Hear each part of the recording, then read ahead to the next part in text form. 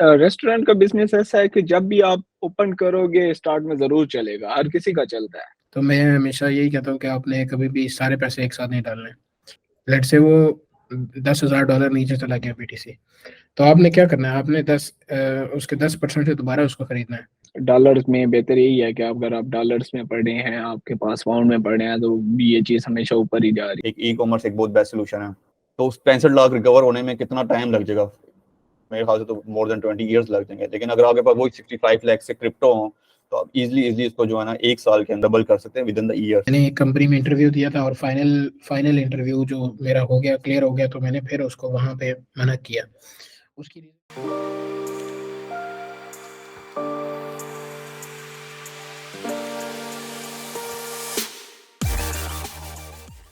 बिस्मिल्लाहिर्रहमानिर्रहीम।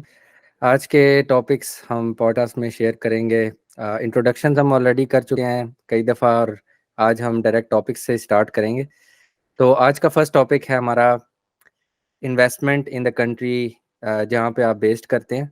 तो जहाँ जहाँ भी आप हो, तो आपने इन्वेस्टमेंट की क्या अपॉर्चुनिटीज़ वहाँ पे देखी। इसके अलावा पाकिस्तान में क्या इन्वेस्टमेंट की अपॉर्चुनिटीज़ हैं और कौन सी इन्वेस्टमेंट पाकिस्तान में आपने की है, और आप क्या देखते हो फ्यूचर में इन्वेस्टमेंट के बारे में। तो सबसे पहले स्टार्ट करते हैं ज़ीशान मज़हर आपके साथ। जहाँ तक इन्वेस्टमेंट का मैटर है, मतलब पाकिस्तान में थोड़ी बहुत इन्वेस्टमेंट की हुई है, वो भी लैंड में है। मतलब कुछ जगह प्लॉट्स लिए हुए हैं, और इसके अलावा क्रिप्टो में इन्वेस्टमेंट की थी, वो अब हम सब ने इकट्ठी की थी। उसमें थोड़ा बहुत प्रॉफिट हुआ था, लेकिन उसके बाद जब से क्रिप्टो की मार्केट क्रैश हुई है, उसके बाद मैंने कभी नहीं देखा उस साइड। मतलब जो पड़ा है क्रिप्टो, जो थोड़े बहुत ऑल्ट कॉइन्स पड़े हैं, वो वैसे के वैसे पड़े हुए हैं।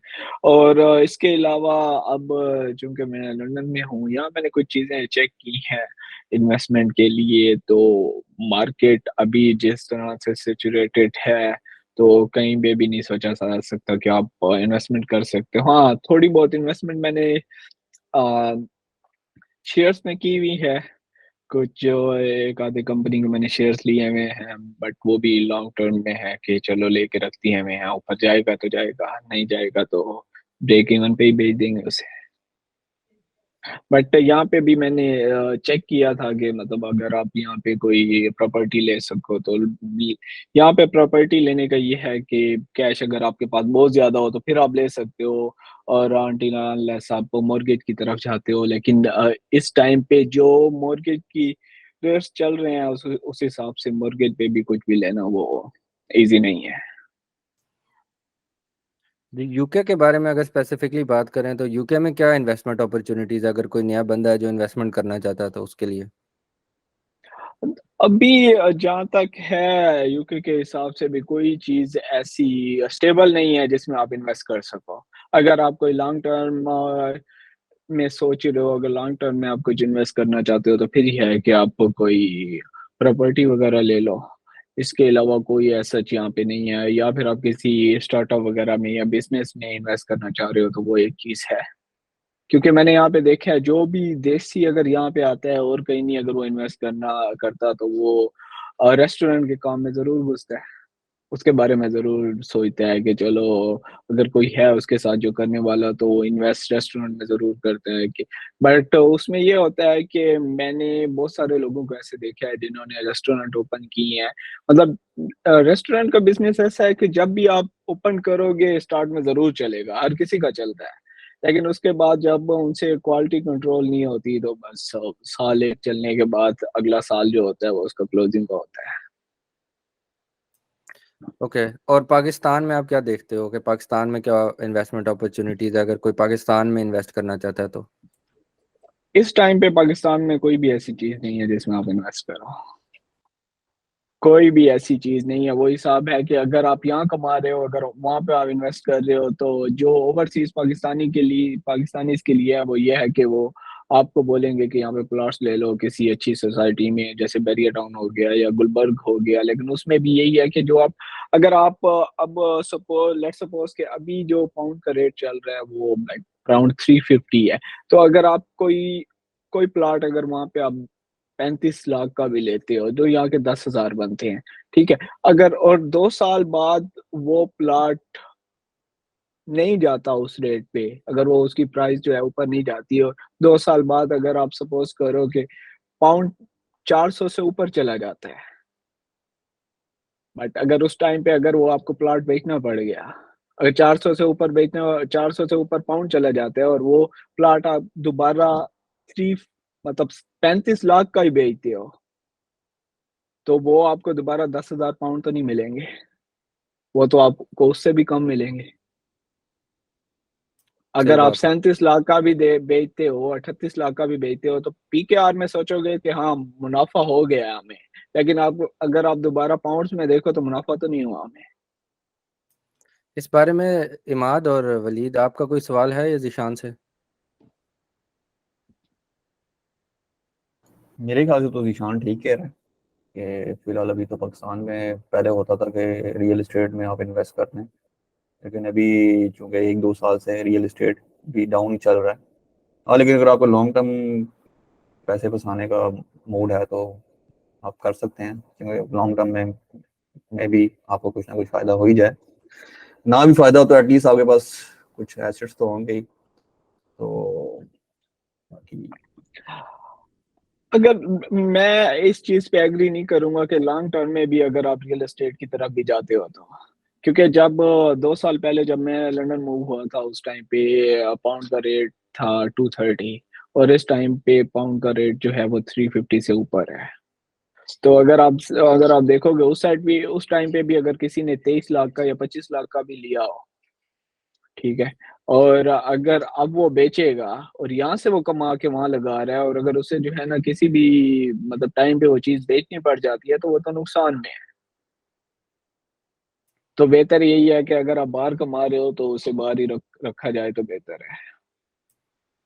डॉलर्स में बेहतर यही है कि अगर आप डॉलर्स में पड़े हैं, आपके पास पाउंड में पड़े हैं, तो ये चीज़ हमेशा ऊपर ही जा रही है। नीचे कभी भी ऐसा नहीं हुआ कि डॉलर नीचे गया हो या पाउंड नीचे गया हो।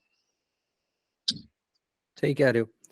और इमाद, आप क्या कहोगे इस बारे में कि इन्वेस्टमेंट के हिसाब से, आई नो कि आपने क्रिप्टो में भी काफ़ी इन्वेस्टमेंट की है, और प्रॉपर्टी का मैंने भी काफ़ी सजेस्ट किया था, उसके बारे में क्या सोचते हो अब, और पहले क्या सोचते थे? स्टार्टअप्स के बारे में क्या राय है कि अगर कोई बंदा स्टार्टअप में इन्वेस्ट करना चाहता है, क्योंकि आपने स्टार्टअप का भी इंफ्रास्ट्रक्चर देख लिया, और सीड फंडिंग के बारे में भी अगर आप कुछ लेमैन टर्म्स में कुछ लोगों को समझा सको इस बारे में, तो आप बताओ थोड़ा सा।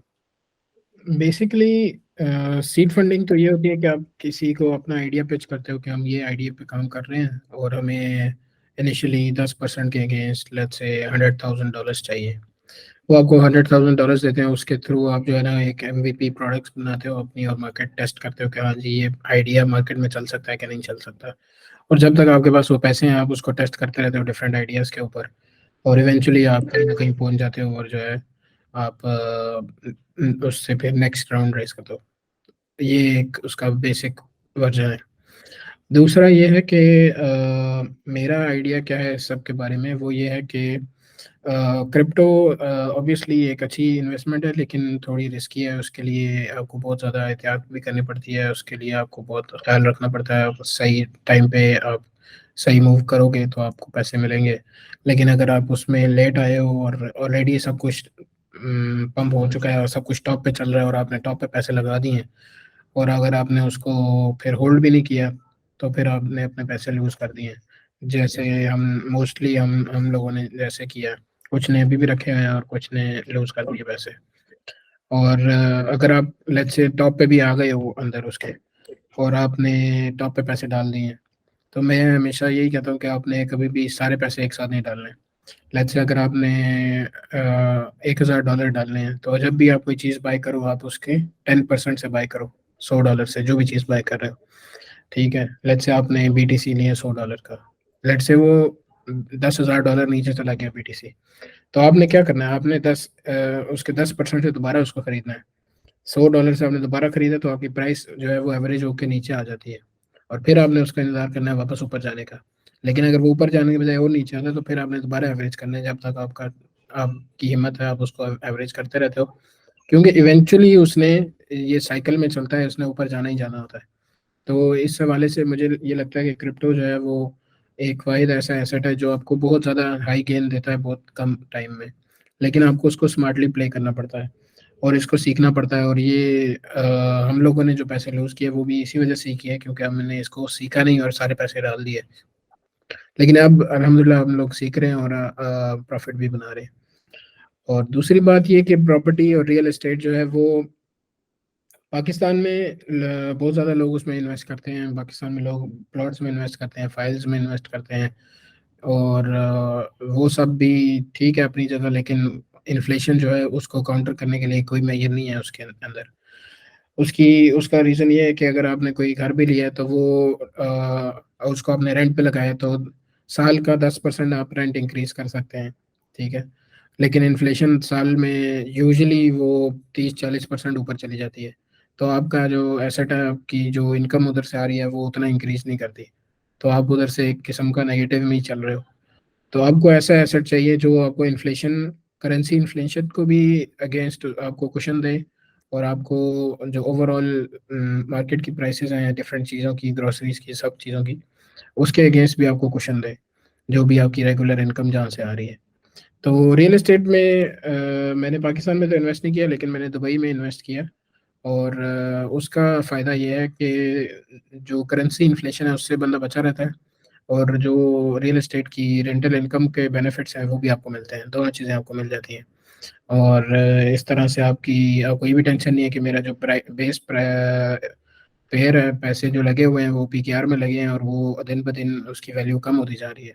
तो पैसे दुबई में दिरहम में लगे हैं, तो आपको ये होता है एटलीस्ट क्वेश्चन है कि वो दिन ब दिन दिरहम जो है यूएसडी के अगेंस्ट नीचे नहीं जा रहा, और रेंटल इनकम भी आपको आ ही रही है, क्योंकि रेंटल इनकम ऑलमोस्ट सिमिलर ही है पाकिस्तान में और दुबई से। मेरे ख्याल से दुबई में ज़्यादा है पाकिस्तान की निस्बत, तो एक किस्म का आप वहाँ से भी थोड़ा सा ज़्यादा प्रॉफिट में है। और अभी आप मलेशिया में और आप सिंगापुर भी गए हो, तो आपने काफ़ी कंट्रीज में देखा है, इंफ्रास्ट्रक्चर भी देखा है, उसमें इन्वेस्टमेंट अपॉर्चुनिटीज भी देखी हैं। एक बंदा जो पाकिस्तान में बैठा है और जो मलेशिया की तरफ देख रहा है या सिंगापुर की तरफ देख रहा है, उसको आप क्या सजेस्ट करोगे कि वो कहाँ पे इन्वेस्ट करे? मलेशिया और जो है और सिंगापुर जो है दोनों बहुत स्टेबल इकोनॉमीज हैं। सिंगापुर स्पेशली बहुत ज़्यादा स्टेबल है, वो यूएसडी के अगेंस्ट बहुत ज़्यादा जो है इन्फ्लेशन नहीं करता उसका, उनकी करेंसी।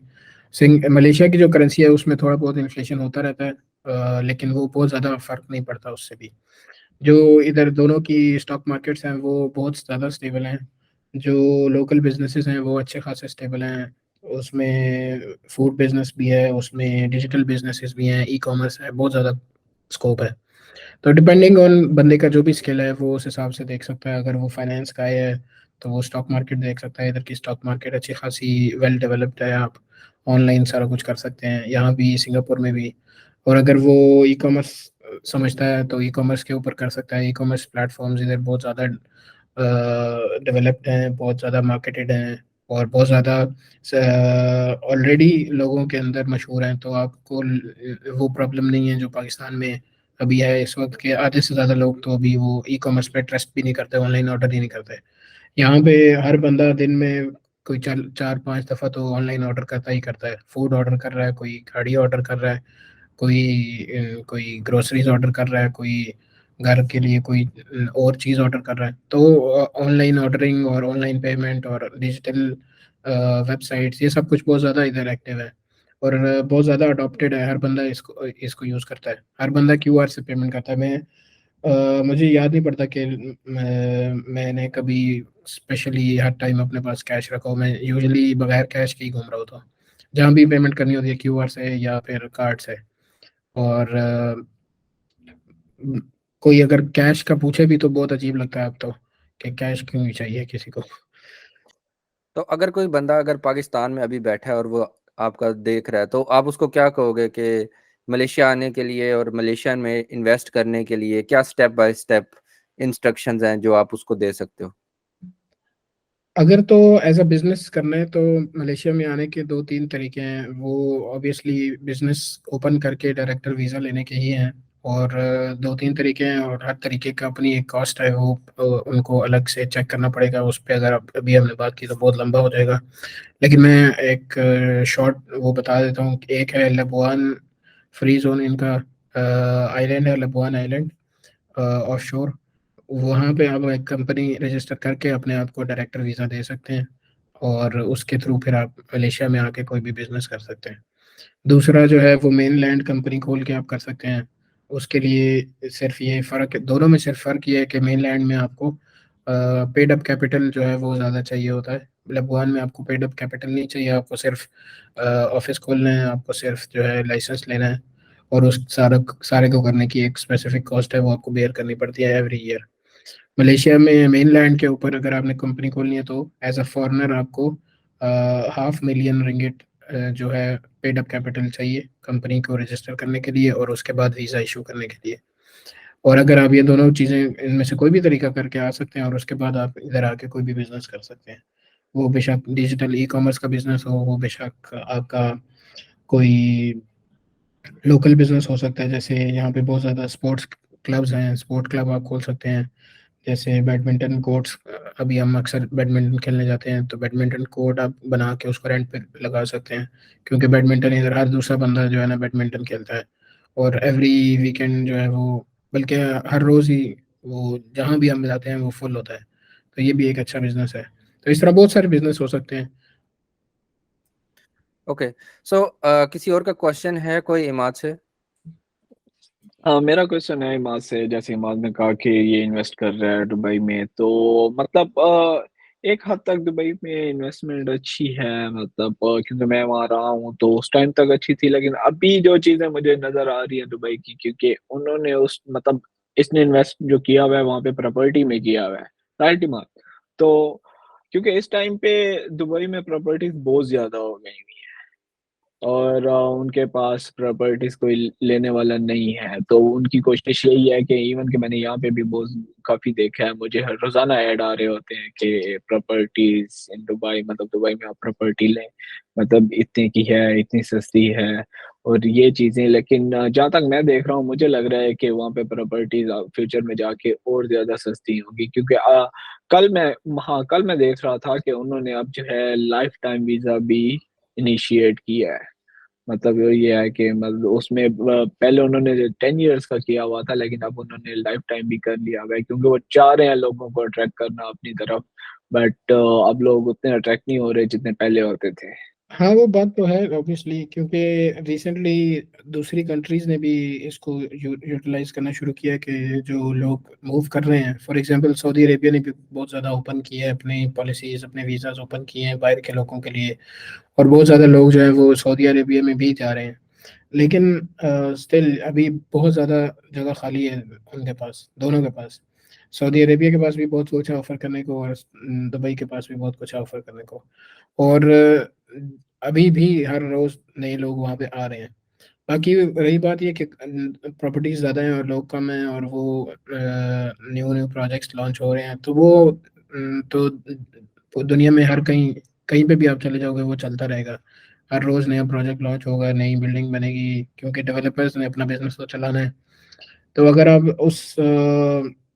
मैं इसको इस तरह से देखता हूँ कि मैंने पैसे कहीं पार्क करने हैं और उस पे थोड़ी सी इनकम आनी चाहिए और ये एक स्टेबल चीज़ होनी चाहिए एज कम्पेयर टू क्रिप्टो या स्टॉक्स। ये उतना वॉलेटाइल नहीं होता द जो रियल एस्टेट मार्केट है। अब वो वही काम आप पाकिस्तान में भी कर सकते हैं, लेकिन उधर फिर आपको इन्फ्लेशन का प्रॉब्लम है। यहाँ पे ये है कि आपके पास एटलीस्ट स्टेबल रहता है। और यूजुअली जो जहाँ जो अपार्टमेंट्स में हम इन्वेस्ट करते हैं वो यूजुअली लग्जरी अपार्टमेंट्स होते हैं और उसका फ़ायदा ये है कि उसमें आपकी मतलब आप ऑलरेडी एक टॉप टियर प्रॉपर्टी में इन्वेस्ट कर रहे हो जिसमें यूजुअली ऊपर ही जाना होता है। तो एक क्वेश्चन मैं और करूंगा कि मतलब आई थिंक कि मतलब मुझे आप ये बताओ कि अगर इस टाइम पे मैं $1,000 इन्वेस्ट करता हूँ, मतलब यूं स्टेक्स में जैसे आपने इन्वेस्ट किया हुआ है, तो उसकी मतलब वो आपको रिटर्न मंथली देते हैं, क्वार्टरली देते हैं या कैसे देते हैं? और अगर मैं 100 अगर मैं 1000 इन्वेस्ट करूंगा तो उस पे मुझे कितने मिलते हैं? सो बेसिकली दुबई की जो रेंटल मार्केट है उसकी जो रिटर्न ऑन इन्वेस्टमेंट है वो ऑलमोस्ट 5 to 6% पर ईयर है। तो अगर आप $1000 इन्वेस्ट कर रहे हो तो आप उससे अंदाज़ा लगा लो कि आपको ईयरली 5% मिलेगा, विच is $50 per year on $1000। And then the appreciation of the property is also there. So अगर आपकी प्रॉपर्टी 20-30% अप्रिसिएट करती है तो आपके जो $1000 हैं वो भी 20-30% ऊपर जाते हैं। राइट। और वो मतलब हर आज से और वो आपका जो क्वेश्चन है कि वो कब मिलता है, तो वो हर मंथ आपको रेंट मिलता है। जैसे जैसे हर मंथ का प्रॉपर्टी का रेंट आता है वो आपको भी मिलता है। अगर कोई बंदा इन्वेस्ट करना चाह रहा है, लेट्स से अगर मेरे पास $1000 हैं या 1 लाख रुपीज हैं या 10 लाख रुपीज हैं, तो मैं किस कंट्री के अंदर इन्वेस्ट करूँ एज अ पाकिस्तानी? अगर अगेन बात वही है कि मैंने दुबई में इसीलिए इन्वेस्ट किया है और मलेशिया में इसलिए नहीं किया क्योंकि वो सहूलत मलेशिया में अवेलेबल नहीं है। एक प्रॉपर्टी को मल्टीपल लोग मिल के खरीद सकते हैं, ठीक है, और वो आप मिनिमम से मिनिमम 500 दिरहम से स्टार्ट कर सकते हैं। तो अगर आपके पास 500 दिरहम है तो आप 500 दिरहम की भी प्रॉपर्टी में हिस्सा ले सकते हैं। तो लेट्स से अगर वो प्रॉपर्टी एक 10 लाख की थी तो आपने 500 का लिया, तो जितना आपका हिस्सा बना उतने ही जो रेंट का सारा डिवाइड होके आपको 500 के हिसाब से रेंट मिलेगा। तो अगर आपके पास पाकिस्तान में 1 लाख रुपए हैं तो आप उसको दुबई में किसी भी प्रॉपर्टी में जाके इन्वेस्ट कर सकते हो। जो भी आपका हिस्सा बनेगा उस हिसाब से आपको उसका रेंट मिलता रहेगा हर महीने। ओके। और पाकिस्तान में लोगों की सोच काफ़ी हद तक इस तरह होती है कि आज अगर हम इन्वेस्ट करते हैं तो हमें साल बाद कितना रिटर्न ऑन इन्वेस्टमेंट आएगा। तकरीबन सारे बिजनेसेस की यही सोच होती है, बट पाकिस्तानियों की स्पेशली यही सोच होती है बिकॉज बजट्स टाइट होते हैं और वो चाहते हैं कि जल्द हमें रिटर्न ऑन इन्वेस्टमेंट मिले। तो सबसे जल्द रिटर्न ऑन इन्वेस्टमेंट कहाँ पे मिलेगा? सबसे अगर आपकी ये सोच है कि आपको ज़्यादा रिटर्न चाहिए तो आपको रिस्क भी ज़्यादा लेना पड़ता है। अब अगर आपका ज़्यादा जो है वो 10% है तो अगेन रियल एस्टेट मार्केट आपको 10% दे देती है। लेकिन अगर आपका ज़्यादा जो है वो 100, 200, 300% है तो फिर आपको कोई रिस्की काम करना पड़ेगा ऑफ कोर्स। अगर आप अपना बिजनेस नहीं कर सकते और आप चाहते हो कि मैं कहीं पे पैसे डालूं और वो मुझे पैसे रिटर्न करे, तो फिर आपको स्टॉक्स और ये यूनिट फंड्स और ये क्रिप्टो इन सब चीज़ों के साथ ही इन्वेस्ट करना पड़ता है। यहाँ पे एक और चीज मैं पूछूंगा, मतलब इमाद भी रिसेंटली पाकिस्तान में था, वलीद भी था, तो पाकिस्तान में मैंने एक और चीज रिसेंटली नोटिस किया है कि वहाँ पे एक कोई ऐसी कंपनी है आजकल वहाँ पे जो 16 to 70% रिटर्न दे रही है, जो वहाँ पे मॉल्स वगैरह ओपन कर रहे हैं, शॉप्स वगैरह ओपन कर रहे हैं, और पीछे कंपनी की बैक पे भी कोई स्ट्रॉन्ग पार्टी है।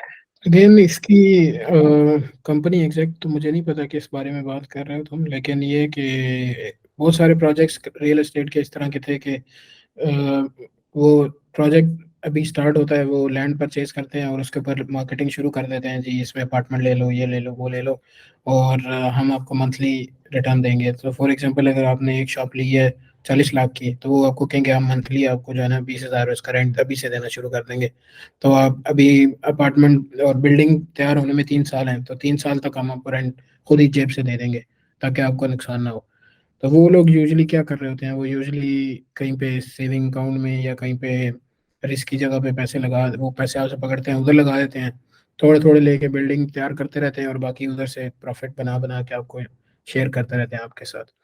और ये इसी चक्कर में बहुत सारे स्कैम भी हुए हैं वहाँ पे पाकिस्तान में। और यही सेम काम प्लॉट्स के साथ भी हुआ, लैंड अपार्टमेंट्स के साथ, शॉप के साथ हुआ। तो वलीद आप थोड़ा सा बताओ कि पहले तो ये कि इन्वेस्टमेंट कहाँ करनी चाहिए, और दूसरा ये कि इन्वेस्टमेंट करते वक्त किन किन चीज़ों का ध्यान रखना चाहिए और किस हद तक स्कैम हो सकता है आपके साथ? इन्वेस्टमेंट कहाँ करनी चाहिए? मेरे ख्याल से तो दुनिया में जहाँ भी आपको अपॉर्चुनिटी मिले वहाँ पे आपको इन्वेस्टमेंट ज़रूर करनी चाहिए। कुछ भी एसेट्स हैं, जो भी स्टॉक्स है, स्टॉक एक अच्छी ऑप्शन है अगर आप दुनिया के डिफरेंट कंट्रीज़ में करना चाहते हैं, क्योंकि बहुत से कंट्रीज़ में आप रियल इस्टेट नहीं बाय कर सकते, आपके ऊपर कुछ रिस्ट्रिक्शंस होती हैं। लेकिन आई थिंक आप स्टॉक जो है ना ईजिली बाय कर सकते हैं। बाकी इन्वेस्टमेंट करने से पहले क्या चीज़ें देखनी चाहिए, वो यही देखना चाहिए कि क्रेडिबिलिटी देखनी चाहिए। फॉर एग्जांपल अगर आप रियल इस्टेट में इन्वेस्ट करें किसी सोसाइटी में या किसी मॉल में, तो आप उसकी क्रेडिबिलिटी देखें, आप उसकी लोकेशन देखें, आपको आइडिया हो जाएगा कि अगर मैं यहाँ पे इन्वेस्ट करता हूँ और इन्वायरमेंट कैसा है या आसपास विसिनिटी में क्या चक्कर चल रहा है, तो ऑब्वियसली बात है कि आपको खुद ही आइडिया हो जाएगा कि आपकी इन्वेस्टमेंट सेफ है और आपको ईजिली नेक्स्ट 5 to 10 ईयर्स में बहुत ज़्यादा तो नहीं लेकिन कुछ ना कुछ रिटर्न ज़रूर आ जाएगा। लेकिन अब फॉर एग्जांपल जैसे मैं एग्जांपल देता हूँ कि मैंने, क्योंकि किसान में इतना इजी नहीं है अब रियल एस्टेट लेना, क्योंकि आपके पास कम से कम 1 करोड़ 2 करोड़ पे आपके होने चाहिए बैंक में, तभी आप कुछ अच्छा खरीद सकते हो। तो मैंने इतने पैसे तो नहीं थे लेकिन मैंने एक फ़ाइल खरीदी सोसाइटी की, सोसाइटी का नाम मुझे भूल गया, तो 75,000 की फाइल खरीदी थी। 5 मरले का प्लॉट था और आई थिंक 8 लाख उसकी टोटल कीमत थी और 5 ईयर का प्लान था, तो मैंने ले ली। लेकिन क्योंकि सोसाइटी के पास आई थिंक एनओसी भी नहीं था, अप्रूवल भी नहीं था, तो अब वही फाइल जो है जो उस वक्त 75 की थी, अब वो इस फाइल कोई 10,000 में भी लेने को तैयार नहीं है। तो आई थिंक इस तरह आपको इन्वेस्टमेंट करने से पहले देखना चाहिए कि एनओसी है सोसाइटी के पास कि नहीं है। सिर्फ फाइल्स पे नहीं जाना चाहिए कि फाइल्स आ रही हैं ओके। सबसे बड़ी बात है कि इन्वेस्टमेंट करते हुए आपको लालच नहीं करनी चाहिए। तो कि इन्वेस्टमेंट जो है वो आपके ख्याल में कि पाकिस्तान में करनी चाहिए या अब आप मलेशिया में आ गए हो? इन्वेस्टमेंट के लिहाज से जो मैंने अभी तक चीज़ देखी है जो आपके बजट में है, एक ई कॉमर्स एक बहुत बेस्ट सोल्यूशन है। कि मुझे ऐसे इमाद ने कहा कि यहाँ पे जो ज़्यादातर लोगों का रुझान है वो ऑनलाइन ही है बनिस्बत पाकिस्तान से। अगर हम कंपेयर करें, पाकिस्तान में इवन दराज है एक बहुत क्रेडिबल ई कॉमर्स स्टोर है, लेकिन स्टिल जब आप वहाँ पे ऑर्डर करते हैं तो आप बहुत सी चीज़ों को देखते हैं कि जो स्टोर का जो मालिक है, जो सेलर है, वो उसके रिव्यूज़ कितने हैं, वो क्रेडिबल है कि नहीं है, नेगेटिव रिव्यूज़ तो नहीं है। अगर अगर आप उसके पास 0 रिव्यूज़ हैं तो ऑब्वियसली बात है कोई भी उसका ऑर्डर नहीं करेगा, क्योंकि पाकिस्तान में इतना ई कॉमर्स का सीन नहीं है। लेकिन यहाँ पे बहुत ज़्यादा सीन है। मैंने खुद आया हूँ, मैंने चाइना में भी ये चीज़ ऑब्जर्व की थी और सेम चीज़ मलेशिया में है। चाइना में ताओबाओ नाम था, इधर लज़ादा है, शॉपी है, सेम एप्लीकेशन है, हर चीज़ दुनिया की मिल जाती है। मैं खुद जो है ना प्रेफर करता हूँ कि मैं ऑनलाइन चीज़ मंगाऊँ और मैं आंखें बंद करके मैं पे कर देता हूँ और चीज़ वो मेरे पास सही हालत में आ जाती है। अभी तक मैंने 3 से 4 चीज़ें ऑर्डर की हैं। तो मेरे ख्याल से इन्वेस्टमेंट के लिए अगर मलेशिया में अगर आपके पास बजट कम है तो ई कॉमर्स एक बहुत बेस्ट सोल्यूशन है कि आप विदिन मतलब 1000 या $2000 में एक अच्छा प्रोडक्ट दे के आप यहाँ पे स्टार्ट कर सकते हैं। इसमें जो मेन चीज़ है वो ये है कि आपका जो प्रोडक्ट है वो बहुत बेस्ट होना चाहिए, तो उसके लिए आपको थोड़ा टाइम इन्वेस्ट करना पड़ेगा, बाकी कम कीमत में आप स्टार्ट कर सकते हैं। बाकी पाकिस्तान में चूंकि हम जिस फैमिली कल्चर से आए हैं वहाँ पे जो हमारे ओल्ड एज बंदे होते हैं उनका यही जहन होता है कि आप प्रॉपर्टीज़ की तरफ जाएं, एसेट्स की तरफ जाएं, प्लॉट्स हो जाएं, घर हो जाएं। उनको ये चीज़ नहीं समझ आती कि क्रिप्टो क्या है, ऑनलाइन वर्ल्ड क्या है। लेकिन मैं अपनी प्रायोरिटी देखूं तो मुझे ऐसा लगता है कि अगर आपके पास पैसा है तो आपको क्रिप्टो की तरफ जाना चाहिए।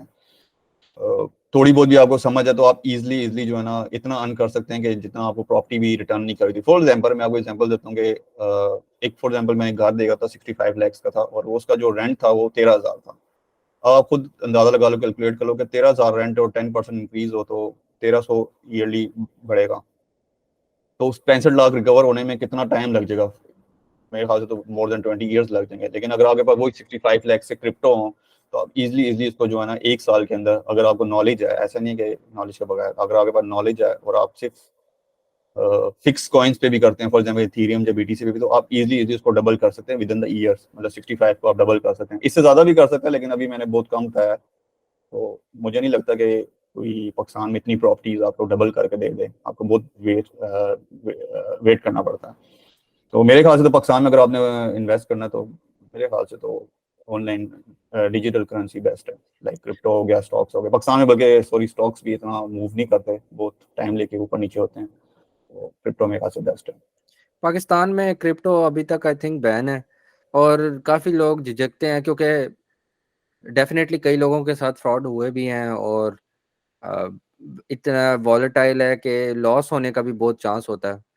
तो कुछ डबल शाह स्कीम सी नज़र आती है, कुछ पिरामिड स्कीम नज़र आती है, कुछ यार ऐसा मैं फील होता है कि एकदम से सारे पैसे लूज हो सकते हैं।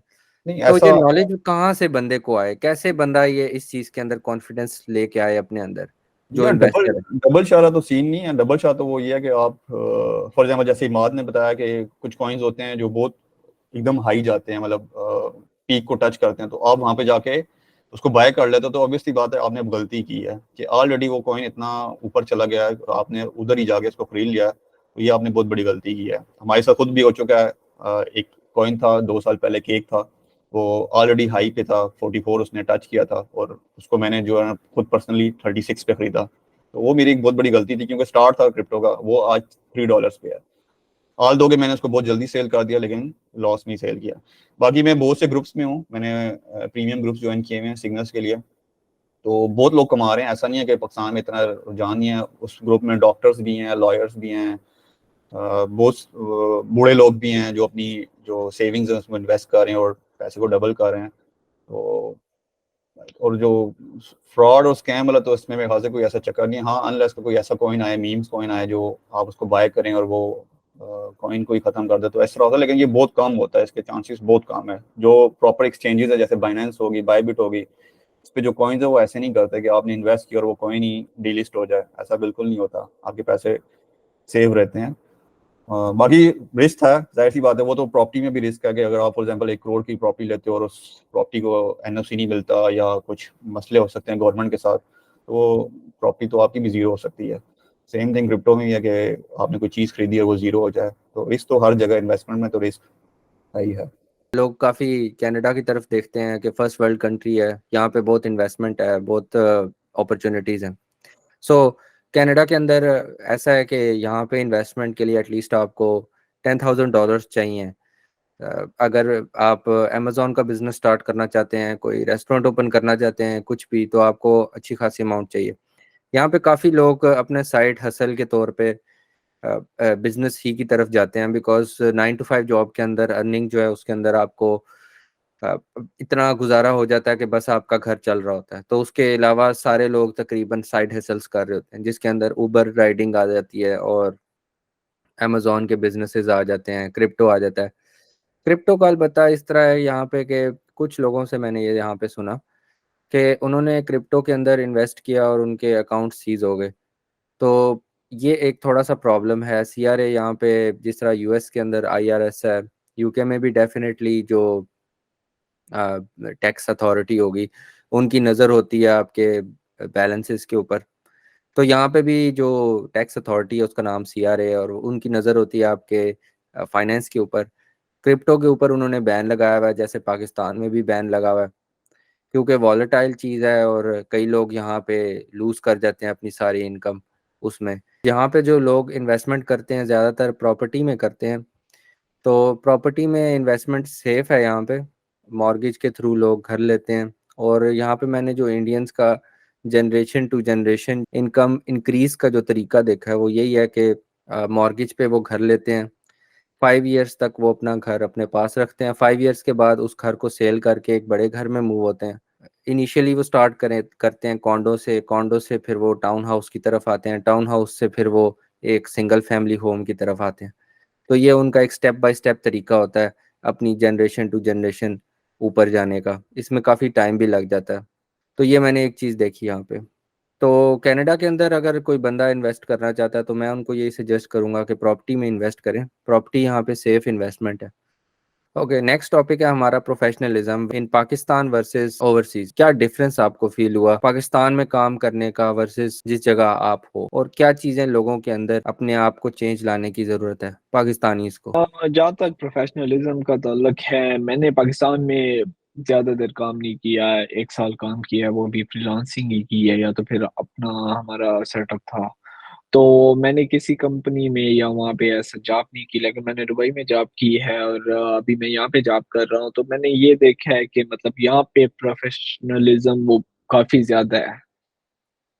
क्योंकि यहाँ पे जो पे रेट आपको मिलता है और जो पे रेट वहाँ पे मिलता था, और जिस तरह वहाँ पे काम करने का तरीका है, यहाँ पे काम करने का तरीका वो काफ़ी डिफरेंट है। वहाँ पे काफ़ी ज़्यादा आपको वो एक मतलब एनवायरनमेंट आपका स्ट्रेस वाला और प्रेशराइज्ड एनवायरनमेंट आपको मिलता है। यहाँ पे उस तरह का नहीं है, यहाँ पे कोई ऐसा आपके ऊपर प्रेशर नहीं है, कोई आपको नहीं कह रहा कि ये चीज़ आपने आज ही ख़त्म करनी है, चाहे आपको देर तक ऑफ़िस में बैठना पड़े या कुछ भी इस तरह, या आपको बेशक वीकेंड लगाना पड़े, इस तरह का यहाँ पे कुछ नहीं है। और दुबई में ये था कि अक्सर मैं रात को 12-1 बजे भी ऑफ़िस से फ्री हो रहा होता था, और काफ़ी दफ़ा ऐसा हुआ है कि हमें वीकेंड पे भी बैठना पड़ता था, तो वो चीज़ काफ़ी डिफरेंट है। तो और वहाँ पे ये भी नहीं है कि आपको ओवरटाइम मिलेगा। मतलब अगर आपका वहाँ पे इवन के ऑफिस वाले ही कहते थे कि भाई यहाँ पे आने का टाइम है और जाने का नहीं है।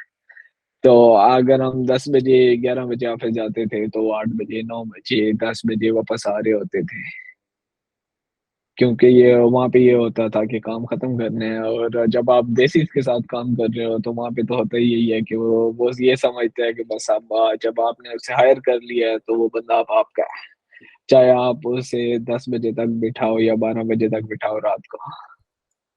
तो ये चीज़ मैं अवॉइड करता हूँ कि अगर आप जब आप काम कर रहे हैं तो देसी अगर कोई प्रोफेशनल है तो ठीक है, अदरवाइज़ मैंने तो ये देखा है कि वो ज़लील ही करते हैं। प्रोफेशनलिज्म उनमें बहुत कम ही है। तो मेरा क्वेश्चन है निशांत से कि अभी यूके में जैसे तुमने बताया कि दुबई में वो सारी रात आपको बैठा लेते थे, तो यूके में अभी आप काम करते हो तो यहाँ पे कैसे होता है? और अगर कोई डेडलाइन है और प्रोजेक्ट करीब है या सर पे है, आज कुछ करना है, या कोई लेट से कोई लाइव सिस्टम में कोई प्रॉब्लम आ गई है, तो उस सिचुएशन में क्या करते हैं आप लोग? मतलब यहाँ पे जो टाइमलाइन जो दी जाती है वो रियलिस्टिक टाइमलाइन होती है, और अगर उसमें कोई इशू आ भी जाता है, कोई बग आ जाता है या कोई इशू आ जाता है, तो वो उस चीज़ को अंडरस्टैंड करते हैं कि हाँ भाई, मतलब ऑब्वियसली आप एक चीज़ बना रहे हो, ह्यूमन मेड है, तो काफ़ी इवन के आप 2-3 राउंड टेस्टिंग के भी करा लो तो कोई ना कोई एरर उसके बाद भी निकल आता है। बेसिकली ये मेरे ख्याल से ना, आप बेशक जिस मर्जी कंट्री में हो, ठीक है, तो ये एक्चुअली डिपेंड करता है उस कंपनी के साइज पे, कल्चर पे, कंपनी के ओनर्स या मैनेजर्स के अपनी एजुकेशन और उनके अपने एक्सपीरियंस के ऊपर, ठीक है। अब उसकी एग्जांपल इस तरह से है कि अगर आप एक ऐसी कंपनी में हो जिसका साइज टोटल 5 बंदों का है, ठीक है, और वो अंडर पेड है, ठीक है। अंडर पेड से मुराद ये है कि वो एक चीज़ पे काम कर रहे हैं जो जिसको करने के लिए 10 बंदे चाहिए और 2 साल चाहिए, लेकिन वो जो कंपनी है वो 5 बंदों की है और वो उनके पास 6 महीने हैं उसको करने के लिए। तो वो नो मैटर व्हाट वो आपको स्ट्रेच करेंगे, वो आपको कोशिश करेंगे कि आप इसको किसी न किसी तरह पूरा करें, ठीक है। और ज़ीशान की बात से भी मैं एग्री करूँगा कि दुबई में अक्सर कंपनीज़ में यही चीज़ होती है। मैंने एक कंपनी में इंटरव्यू दिया था और फाइनल इंटरव्यू जो मेरा हो गया, क्लियर हो गया, तो मैंने फिर उसको वहाँ पे मना किया। उसकी रीज़न ये थी कि जो फाइनल जिसने मेरे साथ कॉल की, उसने वो पाकिस्तानी था, उसने मुझे बता दिया पहले से ही कि हमारी कंपनी ने एक प्रोजेक्ट जो है गवर्नमेंट का लिया हुआ है और उसकी डेडलाइन जो है वो 1 महीने में है और प्रोजेक्ट जो है वो 50% भी नहीं हुआ हुआ। तो अगर आप आओगे तो आप ये ज़हन में रखना कि आपका दिन और रात सारा कुछ इधर ही है, हमारे पास ही है। तो आपने दिन भी इधर ही लगानी है, रात भी इधर ही लगानी है, क्योंकि हमने वो डेडलाइन मीट करनी ही करनी है, क्योंकि गवर्नमेंट का प्रोजेक्ट है। तो अब उस केस में बंदे ने क्या करना था? बंदे ने तो कुछ भी नहीं करना था। फिर मैं इसीलिए उस कंपनी को मैंने ज्वाइन नहीं किया और उनको मैंने मना कर दिया। तो ये सारा कुछ डिपेंड करता है आप किसके साथ काम कर रहे हो, किस लेवल पे काम कर रहे हो। मैंने पाकिस्तान में भी पाकिस्तानी देखे हैं जो प्रोफेशनल नहीं होते, ठीक है, और मैंने पाकिस्तान में भी पाकिस्तानी देखे हैं जो प्रोफेशनल होते हैं और अच्छे तरीके से काम करते हैं। और मैंने पाकिस्तानी बाहर भी देखे हैं जो प्रोफेशनल बाहर आके भी नहीं होते, और बाहर भी ऐसे पाकिस्तानी देखे हैं जो बहुत अच्छे प्रोफेशनलिज्म के साथ काम करते हैं। फॉर एग्जांपल मेरी जो कंपनी जहाँ पे मैं काम करता हूँ, हमारे मोस्टली मैनेजर्स पाकिस्तानी हैं, सीटीओ भी पाकिस्तानी है, ठीक है। लेकिन हमारी कंपनी में बहुत ज़्यादा डाइवर्सिटी है, ओवर 150 एम्प्लॉयज़ हैं और ऑलमोस्ट 25 प्लस नेशनैलिटीज़ के लोग हैं। और मैंने पाकिस्तानियों में कोई भी ऐसी बात नोटिस नहीं की कि वो प्रोफेशनल नहीं है, वो सारे अच्छे अच्छे प्रोफेशनल लोग हैं। तो ये नेशनैलिटी वाइज नहीं है, ये जगह वाइज नहीं है, ये सिचुएशन वाइज है मेरे ख्याल से। मैं हमेशा अभी जो भी न्यू बंदा मेरे से मशवरा लेता है, मैं उसको यही कहता हूँ कि आप फ्रीलांसिंग के बजाय किसी बड़ी कंपनी में जॉब करो जाके, ताकि आपको पता चले कि एक्चुअल जो प्रोफेशनल तरीका होता है काम करने का वो क्या होता है।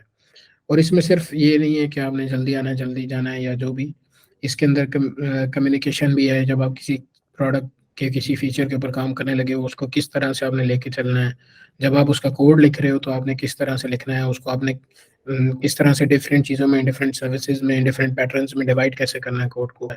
तो अगेन बात वही है कि अगर आप न्यू बंदे हो तो आपको चाहिए कि आप किसी प्रोफेशनल ऑर्गेनाइजेशन में जाओ, ठीक है, फ्रीलांसिंग करके अगर आप पैसे कमा रहे हो या अगर आप कमाना चाहते हो तो आप उसको side as a side hustle लेके चलो, और आप पहले इंडस्ट्री में सीखो कि बड़े स्केल के प्रोजेक्ट्स कैसे होते हैं, बड़ी कंपनीज कैसे चलती हैं, ऐसे प्रोजेक्ट्स कैसे चलते हैं जिनको मिलियंस ऑफ लोग यूज़ करते हैं, जिसके अंदर मिलियंस ऑफ ट्रांजैक्शंस पर सेकंड हो रही हैं। बाकी बाकी प्रोफेशंस में मैं टैक्सी ऐप की बात करता हूँ। अगर हम पाकिस्तान में देखें तो वो क्या करेंगे, आपको वो रोड क्रॉस करके आपका घर है तो आपको इधर ही उतार देंगे, जी पैदल चले जाओ खुद ही, ठीक है।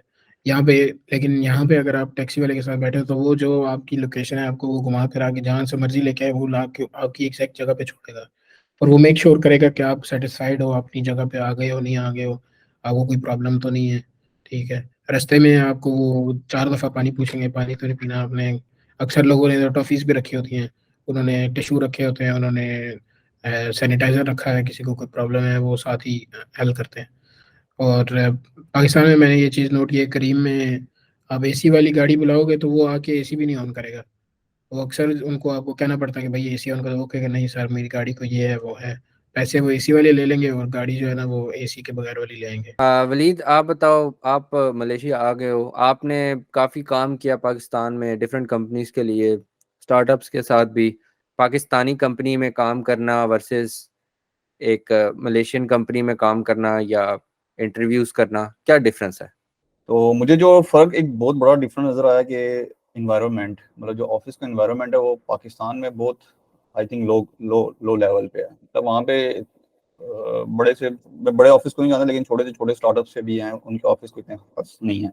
मैंने एक बड़ी कंपनी के साथ भी काम किया जहाँ पे ऑल ओवर द वर्ल्ड लोग थे, रिमोट जॉब थी, लेकिन कोई प्रॉपर मीटिंग का टाइम नहीं था। मतलब 4 to अगर 12 मेरा टाइम था तो किसी टाइम भी मैसेज आ जाएगा जी मीटिंग करनी है नेक्स्ट 5 मिनट में। तो आई थिंक इस तरह नहीं होता, आपको एक प्रॉपर चैनल के थ्रू चलना पड़ता है कि फॉर एग्जांपल 8 PM या 10 PM या 6 PM पे हमारी एक मीटिंग होगी जिसमें आप सब डिस्कस करेंगे, और अगर कुछ एक्स्ट्रा डिस्कस करना तो पहले से बताया जाए। लेकिन इस तरह नहीं होता कि आपको अचानक से मैसेज आ जाएगा नेक्स्ट 5 मिनट में हमारी मीटिंग, आप कहीं भी हो सकते हैं। तो ये एक चीज़ मुझे पाकिस्तान में बड़ी कम लगी। और एक सेकंड कंपनी जहाँ पे मैं ऑन साइड पे था, वहाँ पे आपको जो था, मतलब वहाँ पे मेरा जो काम था वो गेमिंग इवेंट्स क्रिएट करना था, और उसकी डेडलाइन ज़्यादा 1 वीक या 2 वीक्स होती थी, और इस दौरान वो आपसे पूछते नहीं थे। आप चाहे तो पहले दिन कंप्लीट कर लें, आप चाहें तो लास्ट डे कंप्लीट कर लें, बीच में आपसे कोई सवाल जवाब नहीं होगा। तो वो भी मुझे थोड़ा सा अजीब लगा कि कोई पूछ नहीं रहा, टीम लीड नहीं पूछ रहा, कोई प्रोजेक्ट मैनेजर नहीं पूछ रहा, आप खुद ही हो सब कुछ। मतलब आप वहाँ पे जाकर टाइम वेस्ट करो, जो मर्जी करो, और पहले दिन कंप्लीट कर लो या एट द एंड कंप्लीट कर लो। तो ये मुझे थोड़ा सा बड़ा वो लगा कि कोई प्रोफेशनलिज्म नहीं थी। बाकी मलेशिया में मेरा भी कोई सच एक्सपीरियंस नहीं हुआ, तो आई थिंक इंशाल्लाह जब जॉब लग जाएगी तो I will share my experience. मेरा एक क्वेश्चन है वलीद से। वलीद ने जैसे बोला कि मतलब इसने काम किया और इसे जो है टास्क दे दिया जाता था, और मतलब 1 वीक या 2 वीक का टास्क होता था, और उसके बीच में इससे नहीं पूछा जाता था, और इसे लगता था कि वो एक इसे लगा कि वो एक प्रोफेशनलिज्म नहीं है। लेकिन अगर देखा जाए तो वो आई थिंक वो कंपनी ये नहीं चाहती कि वो आप पे जो है ना स्ट्रेस डाले या कोई बर्डन दे, और वो मतलब आपको एक प्रॉपर प्लेग्राउंड देते हैं कि चलो ये इतने से इतना टाइम है आपके पास, आप इजी होके इस टास्क पे काम करें, प्रॉपरली काम करें। अगर मैं फॉर एग्जांपल मैं अगर लास्ट टाइम या सेकंड लास्ट डे पे अगर मैं इसको डिलीवर कर रहा हूँ, तो ऑब्वियस सी बात है कि लास्ट डे पे मेरे पे बहुत ज़्यादा बर्डन आने वाला है, क्योंकि अब जब वो क्यूए करेगा और जब वो इश्यूज आएंगे तो बर्डन सिर्फ मेरे पे ही होगा। तो कहने का मतलब ये था कि एक प्रॉपर वे हो कि आपके पास 1 वीक है या 10 डेज हैं, 8 डेज हैं, और लास्ट 3 डेज हमने क्यूए पे रखने हैं, हमने इसको फिक्सिंग पे, बग्स पे रखने हैं। तो ऐसा कोई प्रोसेस नहीं था। आल दो कि उनकी ऐप में मिलियंस ऑफ उनके डाउनलोड्स थे, ऑडियंस भी बहुत ज़्यादा थी, यूजर्स भी बहुत ज़्यादा थे, लेकिन स्टिल इस चीज़ को वो आई थिंक फोकस नहीं कर रहे थे कि हमें इस चीज़ को लास्ट टाइम पे नहीं। और बहुत दफ़ा ऐसा हुआ भी है कि इवेंट हम लाइव नहीं कर सके। कनाडा का प्रोफेशनलिज्म के हिसाब से मैंने जो डिफरेंस देखा यहाँ पे, एक बहुत बड़ा डिफरेंस है पाकिस्तान वर्सेस कनाडा। वो ये है कि यहाँ पे सारे लोग क्वालिफाइड हैं, क्योंकि कनाडा जो है वो स्किल्ड लोगों को इनवाइट करता है यहाँ पे। तो पाकिस्तान में इस तरह के अगर आपको काम आता है, कोई भी काम कर सकते हो, तो आपको जॉब मिल सकती है इजीली। आपके लिए कोई बहुत बड़ा प्रोफेशनल होने की जरूरत नहीं है, आपको बस काम आना चाहिए। जबकि यहाँ पे तकरीबन सब लोगों को काम आता है। जब मैं पाकिस्तान में था, मैंने गाड़ी सीखी चलानी, तो मैं सारे रूल्स फॉलो करता था गाड़ी चलाने के, मैंने सारे सिग्नल्स सीखे। बट मुझे रियलाइज हुआ कि पाकिस्तान में बहुत ही कम लोग हैं जो प्रॉपरली सिग्नल्स देख के, प्रॉपरली गाड़ी को समझ के गाड़ी चलाते हैं। जब मैं कनाडा आया तो मुझे ये रियलाइज हुआ कि यहाँ पे सारे लोग सिग्नल्स फॉलो करते हैं, यहाँ पे सब लोगों को नॉलेज होता है सिग्नल्स का, यहाँ पे सब लोगों को गाड़ी प्रॉपरली चलानी आती। तो डिफरेंस जो है यहाँ पे ये है कि यहाँ पे सारे लोग प्रोफेशनल हैं। यहाँ पे आपको अगर जॉब लेनी है तो आपको कुछ एज होना चाहिए बाकी लोगों से। तो जो चीज आपके अंदर डिफरेंशिएट करती है यहाँ पे, वो यहाँ पे कम्युनिकेशन स्किल्स हैं, जो बहुत ज्यादा इंपॉर्टेंट है। नेटवर्किंग यहाँ पे बहुत इंपॉर्टेंट है। Communication skills number 1, number 2 is networking. और इसके अलावा वो आपको देखेंगे कि एज अ ह्यूमन आप कैसे हो, जो कि पाकिस्तान में मैंने नहीं देखी ये चीज। तो प्रोफेशनलिज्म यहाँ पे इस तरह है डिफरेंस कि यहाँ पे आपको as a human, as a whole देखा जाता है। तमाम कंपनीज में मैंने देखा, जहाँ जहाँ मैंने काम किया, जहाँ जहाँ मैंने जिन जिन लोगों से मेरी बात हुई, तो वो 9 to 5 का मतलब 9 to 5 ही होता है। 5 o'clock वो ऑफलाइन हो जाते हैं। उसके बाद आप अगर उनको मैसेज भी करेंगे तो वो एक इंसल्ट फील करते हैं। तो जैसे वलीद बता रहा था कि पाकिस्तान के अंदर आपको वो एक्सपेक्ट करते हैं कि आप चाहे रात के 12 बजे काम कर रहे हैं, उसमें कोई उनको प्रॉब्लम नहीं होती कंपनी को। बट यहाँ पे कंपनीज जो हैं वो कोशिश करती हैं कि आपको 9 to 5 ही काम करवाएं, क्योंकि रेगुलेशंस भी हैं काफ़ी इस चीज़ को लेके। जो ब्लू कॉलर जॉब्स हैं उनमें भी टेक्निकल स्किल्स इन्वॉल्व हैं। जैसे फॉर एग्जांपल पाकिस्तान में जो मैकेनिक्स होते हैं, उनको एज सच नॉलेज नहीं होता चीज़ों का कि जो गाड़ी है उसके अंदर जो चीज़ें हैं वो चलती कैसे हैं, उनकी जो थ्योरी है वो क्या है। उनको बस ये पता होता है कि टायर्स ऐसे ठीक होते हैं, कार्बोरेटर इस तरह ठीक होता है, इस तरह उसकी सफाई होती है। बट कार्बोरेटर का मकसद क्या होता है, या उसके पीछे उसका डिज़ाइन कैसे बना, क्यों बना, वो चीज़ों का नॉलेज इतना नहीं होता। बट यहाँ पे जो मैकेनिक्स हैं उनको पहले थ्योरेटिकल नॉलेज दिया जाता है चीज़ों का, तो उसके बाद फिर आप प्रैक्टिकल नॉलेज की तरफ जाते हैं। तो चाहे वो ब्लू कॉलर जॉब हो या वाइट कॉलर जॉब हो, तो theoretical knowledge plus practical knowledge plus communication skills plus networking, ये चीज़ें जो हैं या ये आपको यहाँ पे सक्सेसफुल बनाती हैं। ओके, सो आज का पॉडकास्ट यहीं पे ख़त्म करते हैं। आई होप आप लोगों को बहुत पसंद आया होगा। हमारी यही कोशिश होती है कि हम ज़्यादा से ज़्यादा वीडियोस बनाएं, बट हम लोग खुद भी बिज़ी होते हैं अपने कामों में। मेरी कोशिश यही होती है सारे लोगों को इकट्ठा करके उनके ओपिनियंस लिए जाएं, और ताकि आप लोग बेनिफिट कर सकें, जो लोग स्पेशली पाकिस्तान में हैं उनके लिए। तो प्लीज़ लाइक और सब्सक्राइब करें, और हो सके तो कमेंट करें, और अगर कोई क्वेश्चन हो तो आप कमेंट्स में हमसे शेयर कर सकते हैं। Thank you so much. अल्लाह हाफिज़।